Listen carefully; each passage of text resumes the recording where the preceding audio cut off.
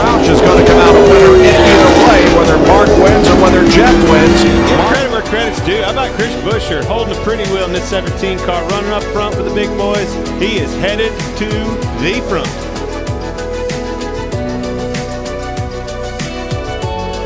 And he will win stage 1 from Brad Keselowski. Go, go, go, go! The Fastenal Mustang treating us good tonight, so everybody's worked really hard to come down here.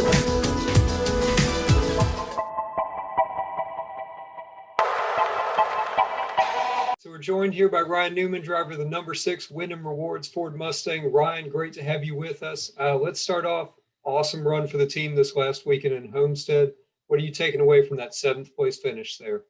Yeah, great team effort. Proud of that top 10. I mean, it's my best finish in 12 months since I was upside down on my lid at Daytona with a 9th place. So really proud of that. Lots of hard work went into that intermediate finish. Let's put it that way. So a lot of our schedule and our backbone of our schedule are those types of tracks. Homestead's a great racetrack, and proud to get that top 10 and have it as a stepping stone and a building point for our Roush Fenway number 6 Ford. Yep. And like you said, Homestead's such a unique track, but it is an intermediate oval, just like the one coming up here in Las Vegas. Is there anything that you're taking from this last race into this week? Yeah, there's things that we take from it. Aspects of it. The tires are quite a bit different. The track's quite a bit different, even though the shape is, somewhat the same, being in a mile and a half. The reality is it's quite a bit of a different animal, and a lot of bumps in 1 and 2 in Vegas, where Homestead is not that bumpy, and just in general, the type of car is going to be just a little bit different that we will take because of the speed and the body build, I guess you could say, that is required at Las Vegas. And it wasn't just your car that had a good run at Las Vegas. Your teammate Chris Buescher also led a lot of the front half of the race. Does that inspire a lot of confidence for you, knowing that the whole program sort of firing on the right track there? Yeah, it was very good to see Chris in the 17 lead a bunch of laps, win a stage. Obviously didn't have the finish that he showed and proved that he had a car for. And I think they got a little bit tight towards the end of the race. And I'd say it came to us a little bit and went away from them. But the reality is we had 2 cars that ran good. We had a good presence at the racetrack, which was very good for us at a mile and a half track, which was not our strength last year. So Las Vegas is a track that you've had some success at, a couple of top 5 finishes. Is it a place that you feel you know your way around better than some of the other drivers you'll be going up against? Well, I feel like I do. I've run well there. It's a track that's kind of unique because of the way you run 1 and 2 versus 3 and 4. It seems like the complicated corner is always 3 and 4 because of the way the wind blows and the fact that the sun always hits it harder than 1 and 2. And we're just going to have to see. Scott Graves, myself, and a lot of the guys on the team have put a lot of effort into taking the right car to the racetrack, and all the things that we've learned and the efforts that have gone into our off-season meetings that hopefully will come to fruition on Sunday. And so you're coming off a 15th place finish at Las Vegas last fall, then a 10th place run the year before. Is this one of the intermediate tracks where you do have a level of confidence that you guys are going into with it a little figured out? I think that we had a good balance on our car. We were just off a little bit on raw speed there last fall. So I really just look forward to going back with a little bit more raw speed and that same balance that we've talked about.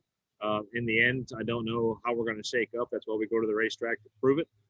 But that's our focus right now is to put some more speed in our race cars and, just ride through the bumps a little bit better. So last question for you, Ryan, going to Las Vegas with that Wyndham Rewards on your hood. What are you looking for from that first part of the race that's going to give you that edge as we get through the entire race in Las Vegas?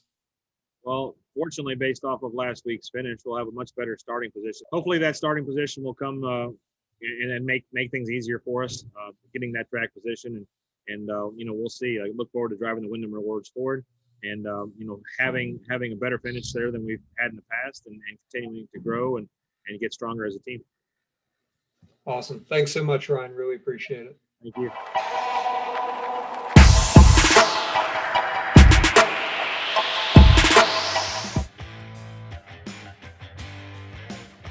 Hi guys, Luke Lambert here, crew chief of the 17 Mustang. This is our war wagon. This is what we're going to be taking down to Daytona in a few days. So at the time that you guys are watching this is all getting set up on pit road, and right now we're just getting ready to load it up. This is the part that'll face the racetrack. This is where the guys will stand in front of here before they jump over the wall and make the changes on the car. This will be the area that myself and the engineers will call strategy and observe the race and make some of the decisions during the race. Up top, we'll have laptops and computers, and we'll be getting all kinds of information during that period of time. As we walk around to the back here, this will be an area that most of the guys will convene after the pit stops. We'll bring all the tires back, collect information about the tires, and look at what little pieces of information we can get off of the car after we do a pit stop from looking at the tires and measuring how much fuel we put into the car. So this will be kind of the working area for everybody to put all the information together, look at the pit stop video, and figure out what we can do to be better the next time we come in for a pit stop, so we can kind of readjust and improve our execution as the day goes on. So this hauler is the vehicle that we'll take to all the racetracks. This will be our home away from home when we're headed to the track. This is where we will transport the race cars, all the parts and pieces, and everything we need to have for the race team to execute while we're at the track. Housed within the hauler, we've got everything from pit crew, fire suits, everything that guys will need for safety equipment when they're at the racetrack. Parts and pieces, we pretty much keep in this hauler anything we need to rebuild and repair the race car. When we've got practice and qualifying, that's really important. A lot of the one-day shows we use a lot less pieces because we don't have the opportunity to change them, but on our longer weekends we have everything prepared in here to make any adjustments or repairs on the race car as necessary. And as you come on down, we've got a couple other areas in here that we can do some stuff. We keep our spare engines. We carry a couple spare engines with us to the racetrack in case we have any problems there. And we also have a workstation back here with a shock dyno and a spring raider where we can do some R&D development and testing while we're at the track on parts and pieces that we want to put on the race car. The shock guys will use this equipment to test some things and give us information we can put in our simulation tools, and then also prepare parts to go on the race car. So with that, I got to get back to work. We got to get ready to go to the racetrack. Appreciate you guys joining us. Enjoy the race and have a good day. See you.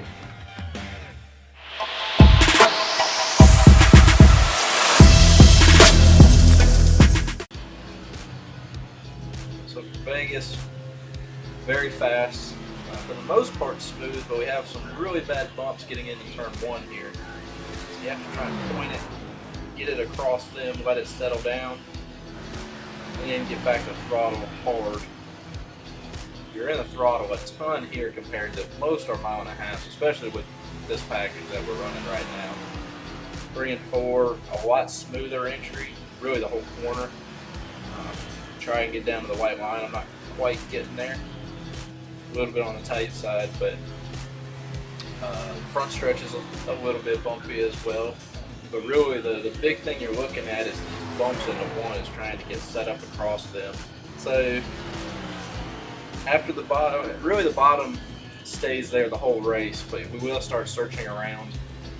3 and 4 stays in the sun and keeps it a little less gripped up running the top. So I feel like we usually stay a little bit lower over here, but then the shade comes in turns 1 and 2 pretty quick. Depending on our race start time, we can actually use the top down here a good amount. You can end up keeping a ton of throttle in the car. Just a quick breathe to let it set in the corner. You're pretty much back to wide open all the way through exit. A little bit on the tight side to make speed there right now, but definitely helps get you a really good run down the back stretch. And you can get back down to the bottom or the middle for turns 3 and 4. A lot of drafting here.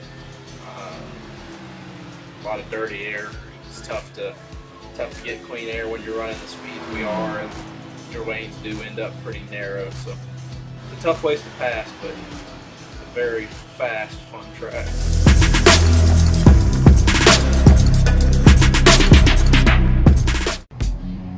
Scott Graves, crew chief, Mooresville, North Carolina. Zach Markworth, car chief, Lena, Wisconsin. Travis Peterson, race engineer, West Bend, Wisconsin. Aaron Kramer, race engineer, Wellesley, New York. Doug Empson, engine tuner, Pequannock, New Jersey. Rob Loach, tire scientist, Carney's Point, New Jersey. Scott Quadfelter, truck driver, Lexington, North Carolina. Gary Clem, truck driver, Eaton, Ohio.